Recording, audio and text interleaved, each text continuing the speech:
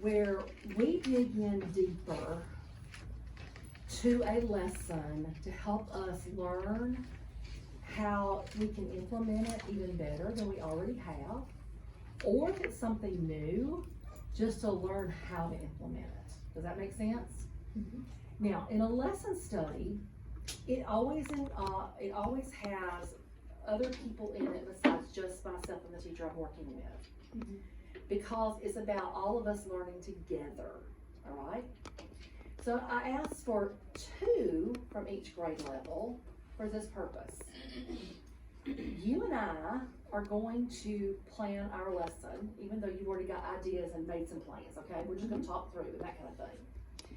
But in that process, we're gonna be talking very specifically about your students and about the lesson itself for your kids. You, on the other hand, are going to be looking at it from like an outsider's view, in a sense, Mhm. that I want you to really think about what happened in the lesson itself. Were there questions that we posed in order to make us think deeper? What was some learning that we need to really carry back to our second grade teachers to help them too feel more comfortable with our resource? Am I making sense? Mhm. So you're looking at it almost through 2 different sets of eyes as we are actually planning and working through. Now what will happen is that next time we'll swap places and you'll look at it through the set of eyes she's doing today and you'll do this vice versa. Does that make sense? Okay. The other people who are here with us, because they're learning alongside too, they want to find what are the things that they need to do to give us the support we need to support this to help our students. So that's why they're here. The other piece is that you and I will go into what I call a fishbowl. When I say we're going into the fishbowl, then no one else in the room talks, just me and you. Mhm. Then when I'm out of the fishbowl, I'll invite everyone to have conversation with us about some stuff. Does that kind of make sense to you now? That's a little bit. Okay. So we're going into the fishbowl, okay? So I noticed when I got my lesson from Charlotte, I had to stop and look, because I thought I'd call you different names, from Charlotte, you guys are working on personal narratives, right? So talk to me just a minute first about if, have you been able to do the nonfiction volume, or is this your first volume that you're working on? It's in the first volume. It's the second part of the first volume. We're supposed to be going into nonfiction next. Okay, so this is part of the actual kickoff lesson. Yes, ma'am. Okay, all right, First good. volume, yes. Okay, good, all right. So in looking at this, one of the things that I want to tell you first before we get started is there's a specific framework in this lesson, okay? Mhm. And part of the reason I'm saying this is not so much for you, but because we're being videotaped, so this can be used with your teachers if y'all decide to, okay? So these are the non-negotiables. This is what's non-negotiable in the mini lesson. The focus, Mhm. say the strategy, Mhm. model the strategy, Mhm. say the strategy again, Mhm. and the guided practice, okay? That's what the non-negotiables are. What's negotiable is the language you use. They give you ideas, but that's all up to you. In fact, I often will use a sticky note, or if it's like a sheet like this, I'll just jot out my words to help me just remember what it is. Not in sentence form, but just the key points, okay? The strategy is a non-negotiable, of course, because that's it. But then, these pieces right here, they're negotiable, because it can be something you're writing that you want to do, but you can use those too, okay? So I just want to kind of make that kind of part clear for everybody, just in case they're still struggling with that, that you don't have to go through everything that's written here, you know? that you don't have to say it exactly like this when you're modeling, as long as you are using the main idea Mhm. of those sentences. Am I making sense? Yes, ma'am. That's just what I wanna make sure of, that everybody truly understands that part, okay? So let's talk to me about your kids and what you're planning for them and what you're noticing about your students in their writing. Kids from top to bottom. Mm-hmm. Got some kids that are, higher. Mm-hmm. A lot of kids that are Mm-hmm. really struggling on the Okay. ESOL classroom. So I Yeah. have Mm-hmm. 2 ESOL students. One that is a Spanish speaker. She's not considered ESOL, but she struggles. Okay. So Yeah. they're struggling with the writing big time. Okay. Are they verbal at all? A little English? too, well, one of the ESOL is very much verbal and reading, a little below grade level, but he's kinda right there, he's doing okay. The one that just moved in, she's only been here a couple of weeks, and Yeah. she can speak a little bit, but not a lot.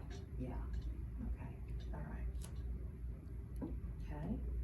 And top to bottom, you said. I know that this first volume is not about any specific type of writing completely. They're trying out some different things and playing around with some different things to give us some ideas. And we get to learn them as well as setting up the routines and procedures that we want to happen. But in their writing, when it's time for them to do some independent writing, do you find that they are writing or are they struggling with that? What are you finding? It's a mix.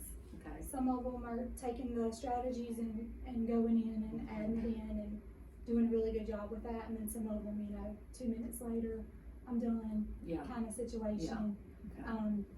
So I have found it to be a struggle when I am meeting with, a kid or two, trying to see where they're at and get them Mhm. bumped in the right direction, that some of the other kids that are not having that one-on-one help, are kind of getting lost. Mhm. Okay.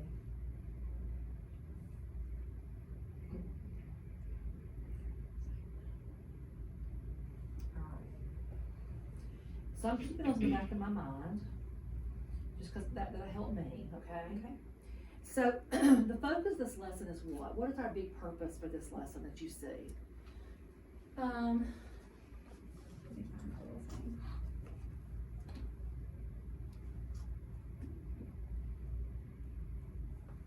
We're adding thoughts and feelings Yeah. to their stories. Yeah, that's The basically way it, I- isn't it? Mm-hmm. So what I want you to consider is that, like I said, if you wanna use sticky notes or whatever you wanna use, okay? If you just wanna, but I find myself wanting to do this right here, okay? I find myself wanting to go focus and put use sketches, right? Mm-hmm. To include thoughts and feelings. Because again, eventually we're going to, is that what it says? Include, adding? It's basically adding thoughts and feelings. It's not about using sketches, sorry. I mean, the The strategy does strategy say look is, at the sketches, but the goal's not, that's Yeah. right. Adding, thoughts and feelings. Can y'all edit this video at some point and put in the right words? Thank you. Okay, so to me, that's the key thing we say, okay? Then, when we go to the strategy, talk to me about this. Do you have the strategy written out? Do you have it on your board? What do you do with your It's strategy? on the board in like Uh-huh. a little Google slide. It's Uh-huh. just kind of a little ongoing slide, and so it'll be up on the board. Okay, all right.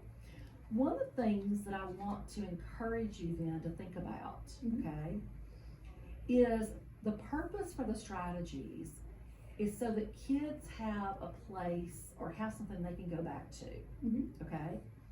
So a lot of times, if the teacher's using them like you're using it there, they will print out the strategies and have them put them in their writer's notebook, or they have a specific place for them. Does that make sense? Here, let me give you one that you can use that, absolutely. It may go through, but I don't know, okay? But that would be something I might consider, trying to figure out what would be the best thing. Because we want them to do even what you as a teacher does, all right? You have strategies when you teach. Strategies that are in this filing cabinet up here that just come just like that. Yes, ma'am. But then there's times that you've learned some new strategies that you'll go back to that notebook or that tablet, you know, the legal pad or whatever it is you took notes on, and look for that strategy and use it, right? Because you'll go, oh, I have a strategy for that. What did it look like? We want kids to be able to do that same thing. That's my point. Okay? Okay. All right. So basically, we'll say the strategy. Let's look at the strategy for just a moment.